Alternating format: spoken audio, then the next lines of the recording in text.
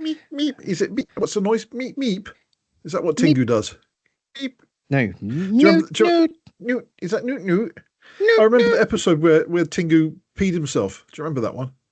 Yeah, he does the wee. He stands the other side of the bathroom, and the wee sort of like loops through the air and then lands in the toilet. Yeah, that's it. It's going to be my favourite episode. This one of our podcast. Yeah. Love Tengu. Pingu. What? The penguin is called Pingu. Oh.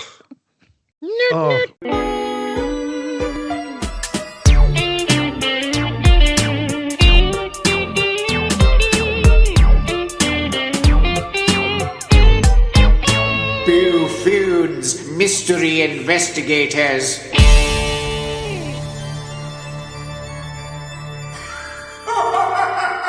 Welcome to the Boo Foons Mystery Investigators. I'm Dan. And I'm disappointed. I thought we were doing a whole episode on the penguin. I don't know why we were doing a penguin. It's supposed to be mysteries. No, this isn't Pingu then, no? No, we're not looking at Pingu, sorry. Okay, this is Tengu. Okay.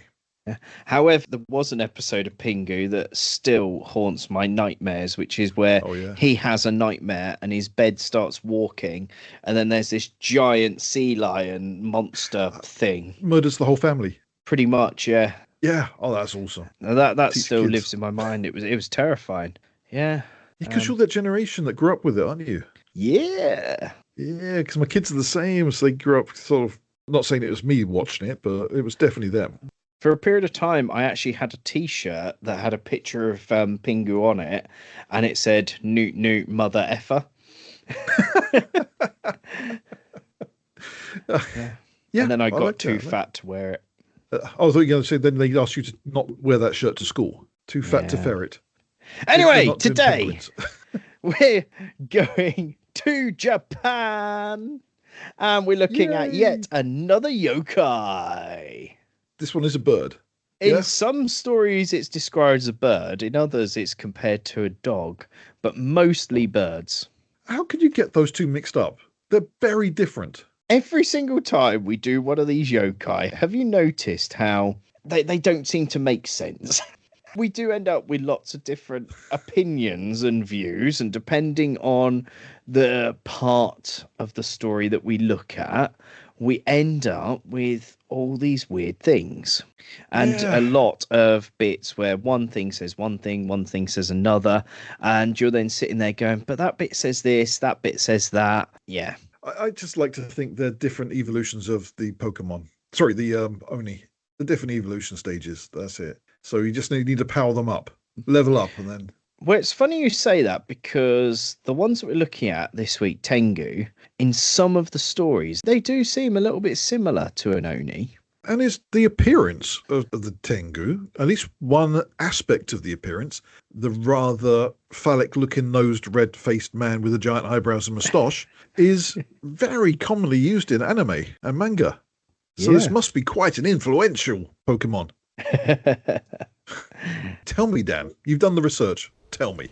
So they tend to be in the mountains, where the forest grows and the sunlight turns to mist. There's a sound that people swear they've heard for centuries.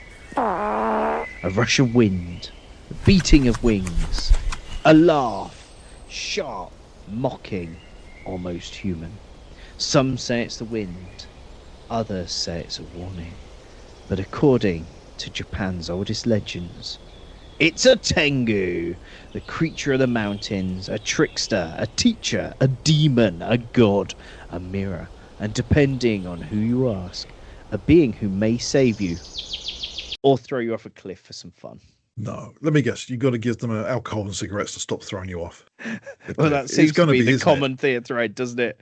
Now, the modern Tengu is the red mask with the huge long nose. That's the modern Tengu. Very well endowed nose. Very well endowed nose. And today we'll dive into the origins, the transformations of the Tengu. The thing is, they're not just one thing, the Tengu. That's what we need to get out there straight away. So whereas when we did the Oni were demons, and they were typically the red demons. The Kappa were the weird frog things that you liked. Yep, that's it. Yep. Grab your soul stone. The Tengu are all of your fears. So Bounds. everything Japan feared, Oh. everything Japan respected, everything Japan laughed about, all rolled into one winged, long-nosed enigma. So some of the earliest Tengu weren't even humanoid. This is Boggarts again, isn't it? Another catch-all for everything. It is pretty much a catch-all because if we go non-human first, you've got the Tengubi, which means Tengu fire. And the Tengu fire is a fireball phenomenon that's seen near or in rivers around Japan. And it tends to be red flames that float about in the sky, and they then fall into rivers and float along rivers. And apparently they're created by Tengu. Okay, that's interesting. Not, for example, those floating lanterns they do, or put lanterns along, let them float on water. That's a big tradition over there, isn't it? So it wouldn't be any of those things mistaken. Yeah, No, definitely not any of those things. Definitely not those. Okay. Yeah. And then the other thing that I quite like is Tengu Daoshi, which means knocked down by a Tengu. Okay. And this is an audio phenomenon and a wind phenomenon, which is the sound of a large tree falling down and then the crashing vibrations hitting the forest floor, which then causes a powerful gust of wind that can knock you off your feet. Okay. These are very different to each other. These are very general, aren't they? So they're the two sort of things that are not I have beings. experienced one. I do know that. So describe that second one to me again. The one that knocks you down. How does it manifest? It's a loud noise, typically a tree falling down. Okay. And a gush of wind afterwards that knocks you over. Okay. Does it smell bad? Does it happen doesn't when you say. visit a witchcraft museum in a car? Yes, Because that's what definitely happened heard- that day. Yeah, a loud noise, sounding like a tree crashing with a gust of wind and an appalling smell, Yeah, that's what which happened almost that knocked day. me down, Dan. Yeah, that's definitely what happened that day. Definitely that. It was a Tengu. Yeah, you carried your own Tengu in your pants. This isn't the red nose type. Okay, thank you, Windy Miller. I'm not going to let that go, you know. Scarred me. I know.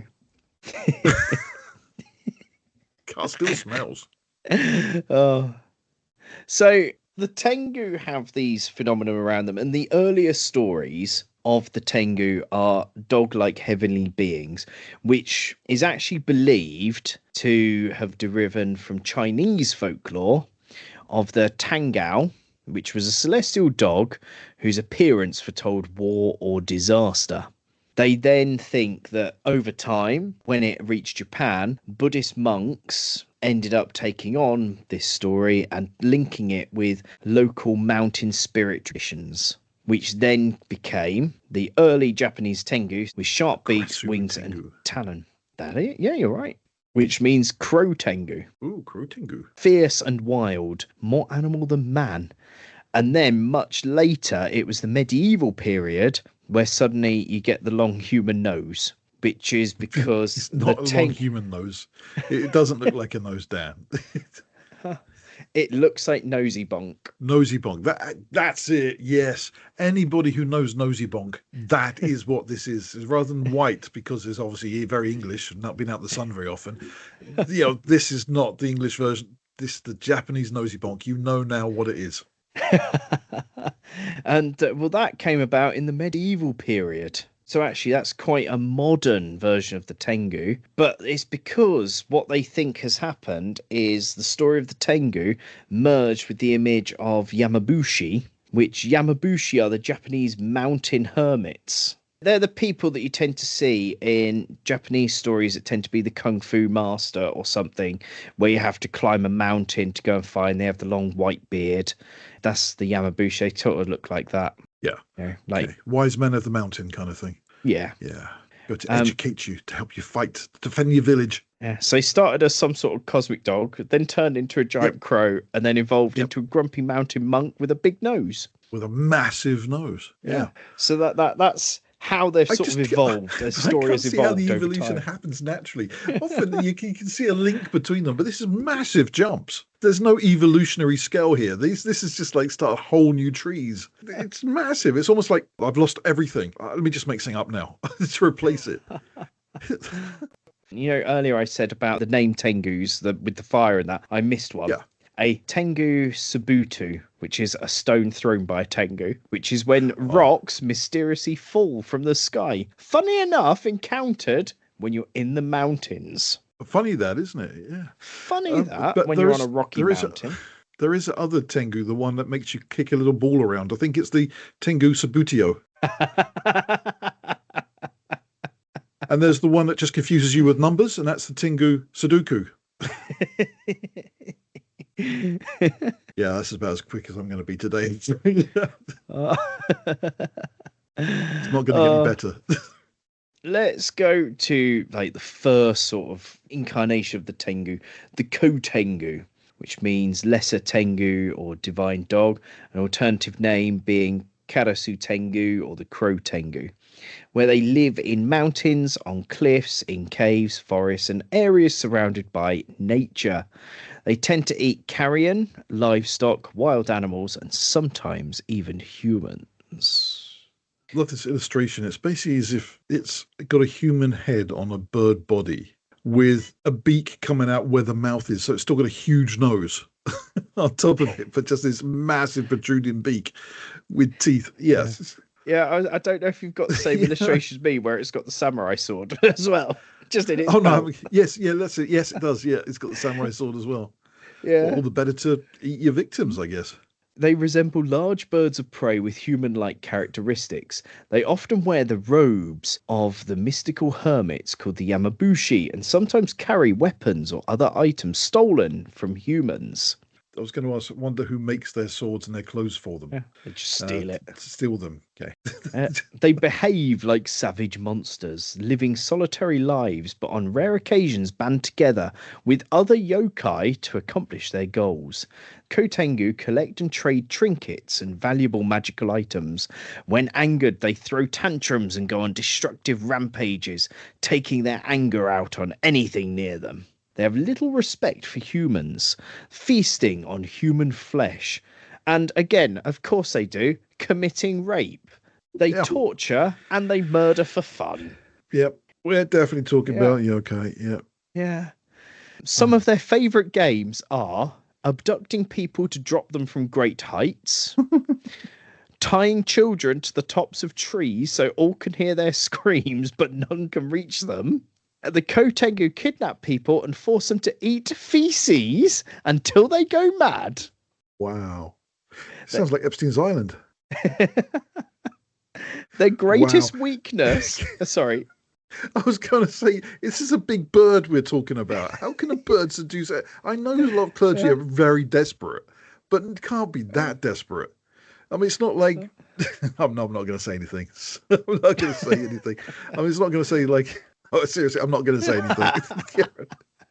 Their greatest weakness is overconfidence. There are countless folk stories about Ko-Tengu being duped into trading powerful magical items or giving up valuable information in exchange for worthless trinkets. Foolish Ko-Tengu overestimate their own intelligence when trying to trick humans and end up being tricked themselves. I can see why they'd rather do the feast on human flesh. It's far less bother than just trying to trick humans. Yeah. I just love the fact that, okay, I'm going to kill that person. I'm going to fly up, drop them. Oh, they've just offered me a Kinder Egg. I'll let them go. It's a useless trinket. I like it. My favourite type. It must be worth something. I can go sell it to all the others. So that was the first iteration of a Tengu, where we're talking the crow, and then we change. Because we then go from that origin of the links to Chinese, they're very bird-like, and we then go a step towards the long human nose and the more humanoid feature here, because we then jump to the Kawa Tengu, which means river Tengu. Now, these are Tengu who, surprise, surprise, live near rivers. They look like other Tengu, however, they're vaguely bird-like with dark feathers and very much more humanoid. They usually remain invisible to humans, but can be spotted on cloudy or rainy days wearing a beautiful kimono and carrying umbrellas. Kawa Tengu spend their days alone on the riverside, sitting on the rocks, watching the water as if in deep thought. At night they catch fish. They create magical fireballs, called the tengubi, which float above the water and act like lures for the fish. They are fond of creating auditory hallucinations and are often more heard than seen. The sound of non-existent rapids or waterfalls coming from the valleys is often the work of the Kawa Tengu. So this one sounds quite nice so far. Yeah. Apparently, these ones actually like people. They like spending time with people by the water, even though they don't show themselves. They do still play pranks, and they'll use Oh, magic God. if people to scare them away if people get too close. Yeah. If children play too close to drown where the them? Tengu is Please tell me sitting. they drown them. No, Well, they don't drown them. No, they scare them away with illusions. For example, a giant monk emerging from the forest chanting, "Children, children!" That's what it says here. Right, remember they're invisible, pretty much, but they love startling humans. So yeah, you walk in and they'll jump out and shout, "Children, children," or whatever, just to scare you. That's it. Then they'll just sit down and start meditating again. I guess if you're a little However, bird sitting by the water.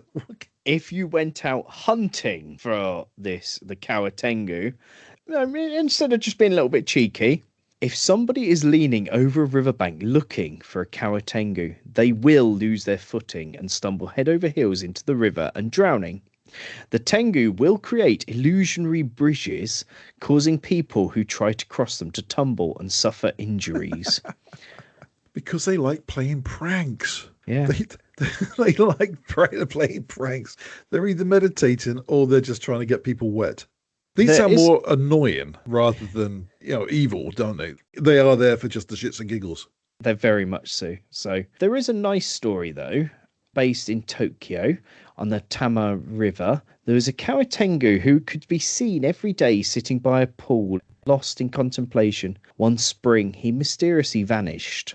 In the fall of that year, the Kawa Tengu returned to his rock. However, he was now accompanied by a beautiful young female Tengu.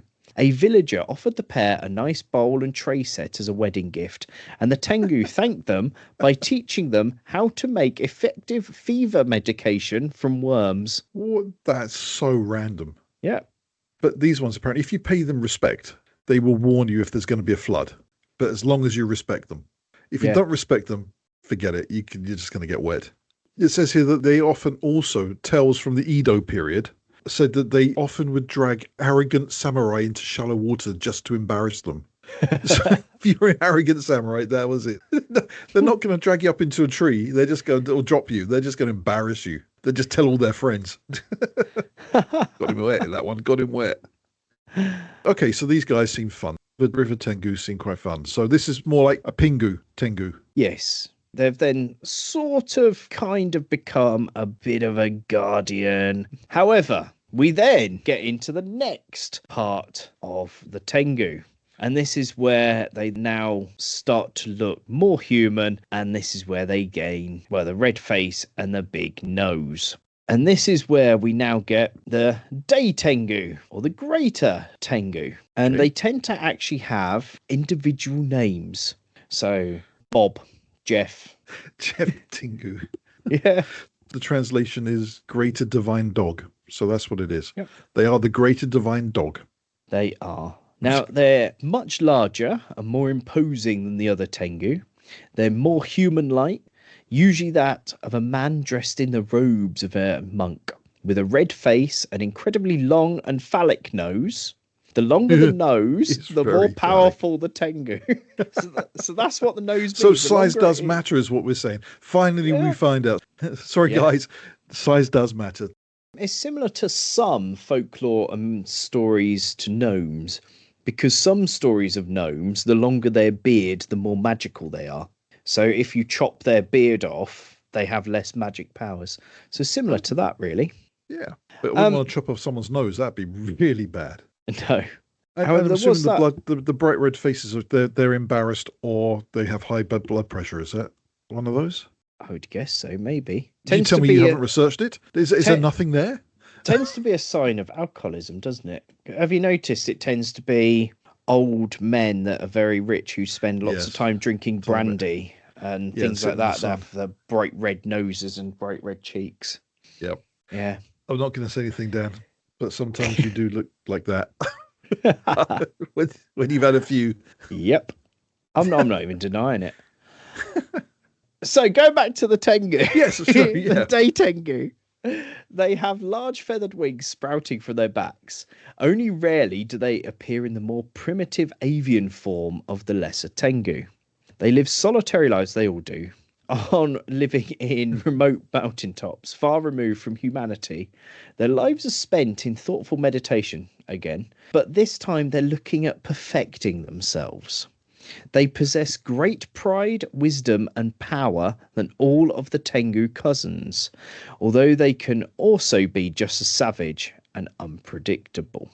I've just found out the massive nose is a sign of spiritual power and arrogance. Wow. So the bigger your nose, the more arrogance you have. Kind of goes, doesn't it, really? Yeah. They're described as the mountain kings, I think, if that's right. Do you see that as well? Yes, so I have seen that, these are the mountain kings. So want to make friends with these guys.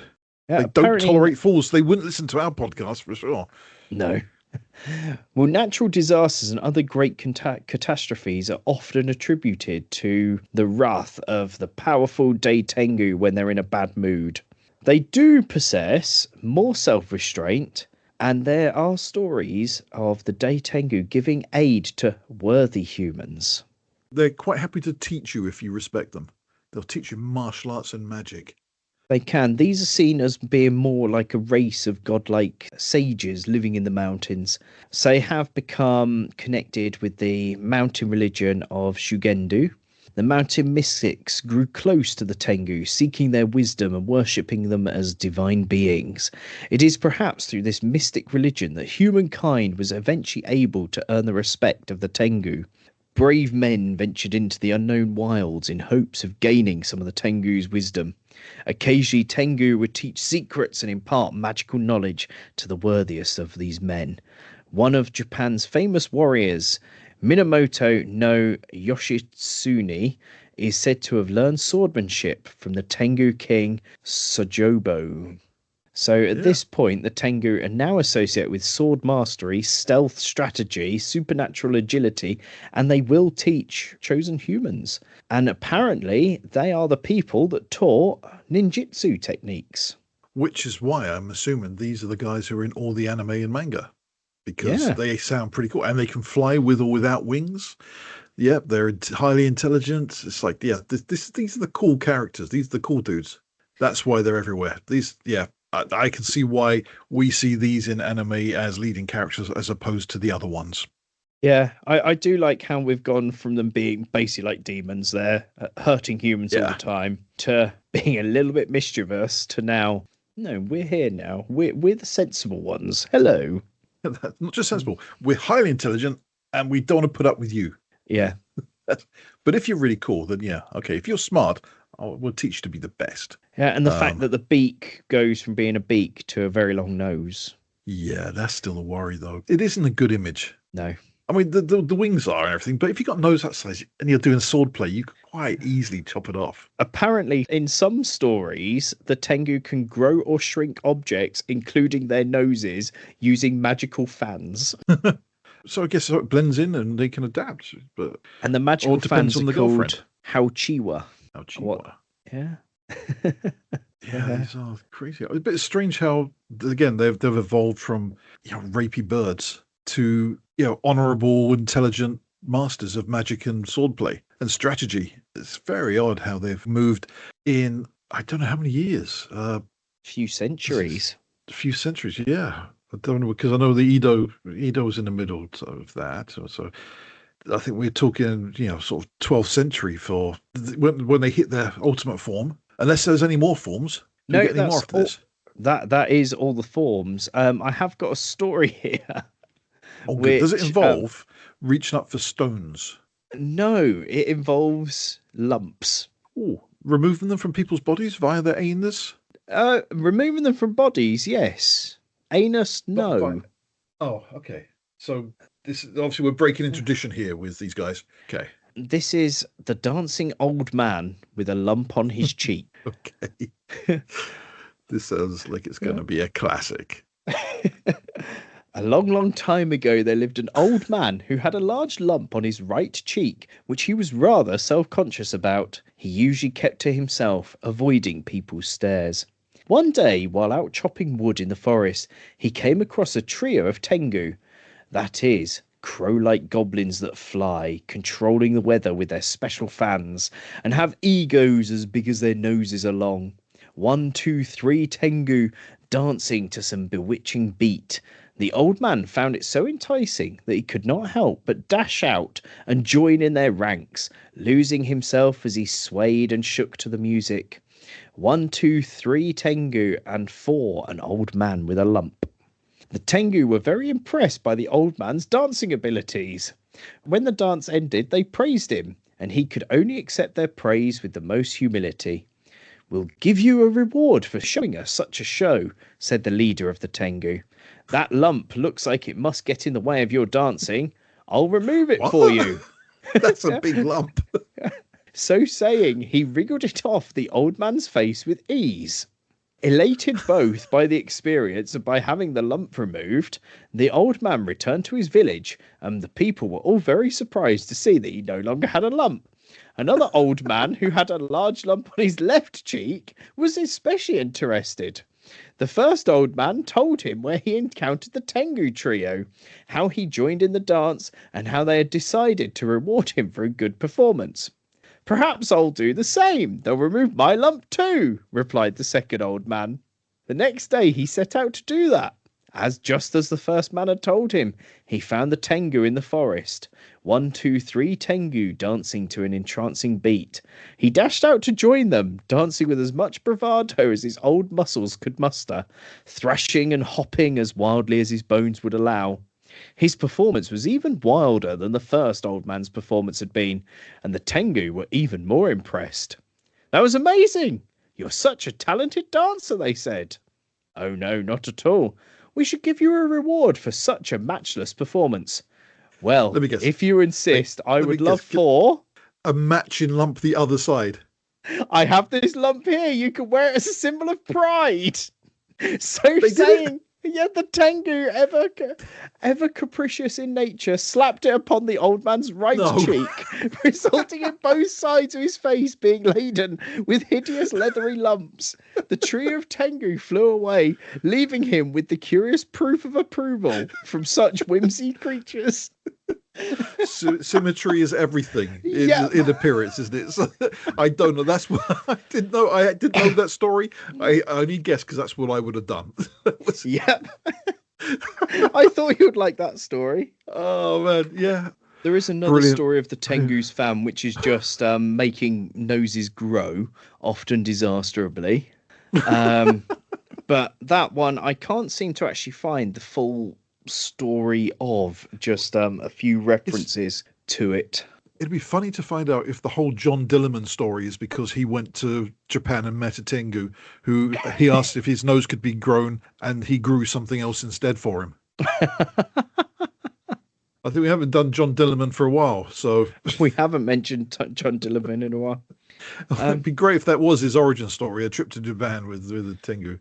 Oh, here's the fan. So a scoundrel obtains a Tengu's magic fan, which can shrink or grow noses.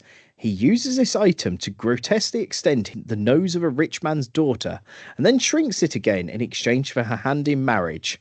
Later, he accidentally fans himself while he dozes, and his nose grows so long it reaches heaven, resulting in a painful misfortune. And what was the misfortune? It doesn't say. That's it. That was it. Yeah. What's the moral of the story? There's the magic cloak. A boy looks through an ordinary piece of bamboo and pretends he can see distant places. A Tengu, overwhelmed by curiosity, offers to trade it for a magic straw cloak that renders the wearer invisible. Having duped the Tengu, the boy continues his mischief while wearing the cloak and remaining invisible. Oh, just funny. How about this for a story? This is how. Okay, I'm assuming the story is a much bigger story, and this is just the points of it. So, apparently, in the Edo period, there was a Tengu that got drunk on the sake that was left out as an offering towards it. He then staggered into the village and began insulting people's noses, calling the mayor a potato with legs, telling a samurai that he looked cheap, and shouted that humans smelt like boiled radishes. The villagers then chased him out with brooms. He flew into a wall on the way out. Oh, that's it. Okay, so he was so drunk he flew into a wall. That's the story. He basically just got drunk, insulted everybody, and crashed into a wall on the way out. A man was bathing in a river. A Tengu swooped down on him and grabbed his clothes and flew off shouting, "Nice bum." The man then had to walk home naked. The Tengu dropped his clothes on his roof the next morning. A samurai challenged a Tengu, thinking he could win the glory. The Tengu disarmed him instantly, knocked him over, and said, "Your stance is terrible. Did you learn that from a drunk horse?" Then flew away laughing. The Japanese definitely know how to tell a tale. Okay, here we go. This is a real folktale again. A pilgrim was praying on a mountain path when a Tengu swooped overhead and let out a massive fart, knocking off the man's hat. The pilgrim shouted in anger, and the Tengu replied, "Consider it a blessing from the wind." That's it. He literally farted the guy's hat off. I mean, considering the alternative, I'd be quite pleased with that. Knowing what they would have done could end up a lot worse. Thinking about the Oni and the Kappa, these ones seem to just be reflecting human behaviour and punishing arrogance, rewarding humility, and basically trying to mirror humans. Well, it's kind of the best and the worst of humans here, aren't they? The different evolutionary tales. From the start, you're talking the worst of people. Yeah. And probably you're talking very highly evolved towards the end, because you've gone from, raping, killing and murdering and eating human flesh to being a strategist, a magician, a commander, respecting intelligence. So it's, covers everything, doesn't it? Yeah. But I still don't get why the nose has to be that big. Power. Apparently it's the magical powers. Yeah. Which explains why Barry Manilow had so many number ones around the world. I haven't heard anyone do a Barry Manilow nose joke for decades. I don't know where I got that from.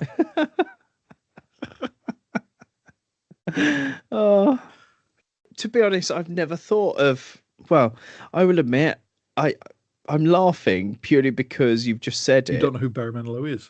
No, I know who he is, but I wouldn't be able to tell you whether he's got a big nose or not. He was famous for it. Not famous. He was infamous for it. It was crazy. Everybody used to go on about Barry Manilow's nose.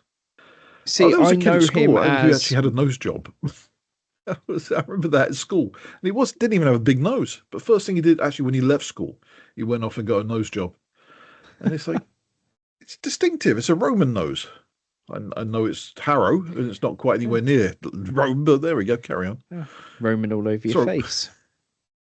Sorry, what were you saying about all you know Barry Manilow is his songs. So Copacabana, Mandy. Could it they be were all Magic? They were all pet names for his nose. All of them. That's all they were. They were his own pet names. But no, I didn't realise he was famous for having a big nose. Yep. Nobody knew him for singing back then. Nobody even knew he was a singer. They just knew him for his nose. The singing came later. Yeah. My wife listens to these podcasts and she loves it when it's like you go, yeah. After I say something, and you just like, yeah. That's because I don't know what to say. Yeah, no idea what to say. Other than I've got nothing really to add about the Tengu, other than I really hope that when you update the website, you're going to put some of these pictures on there, because some of these are hilarious.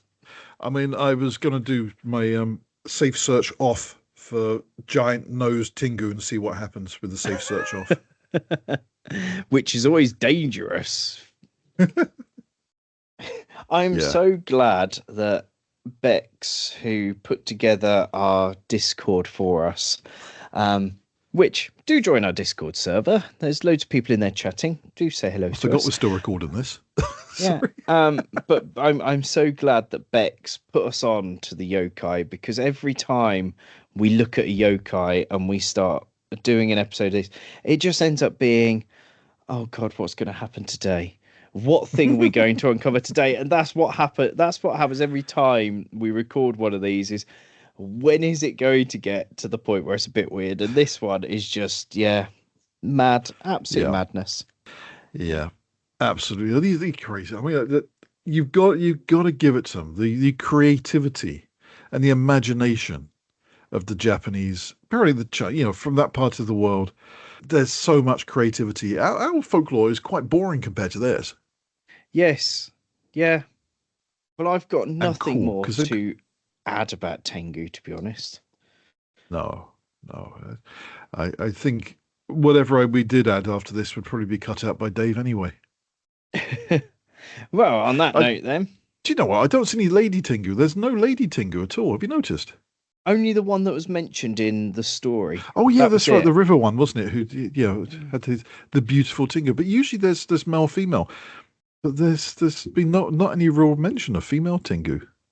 Well, a lot of the stories that we seem to find with these tend to be mainly male anyway. Yeah.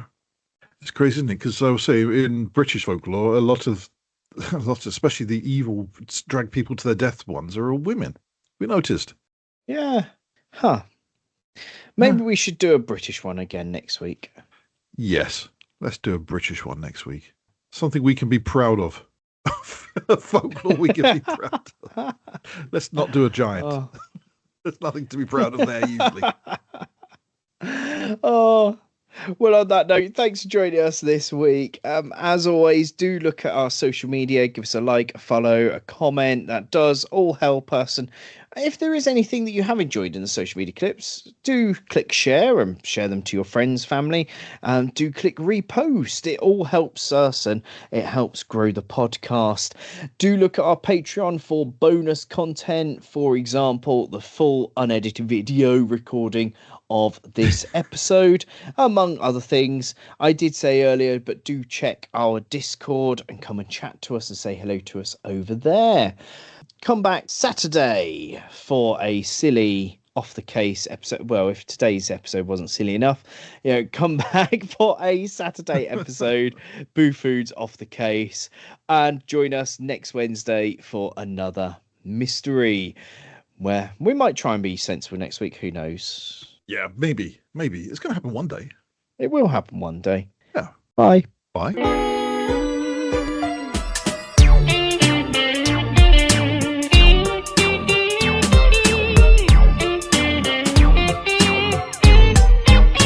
Boo Foons, mystery investigators.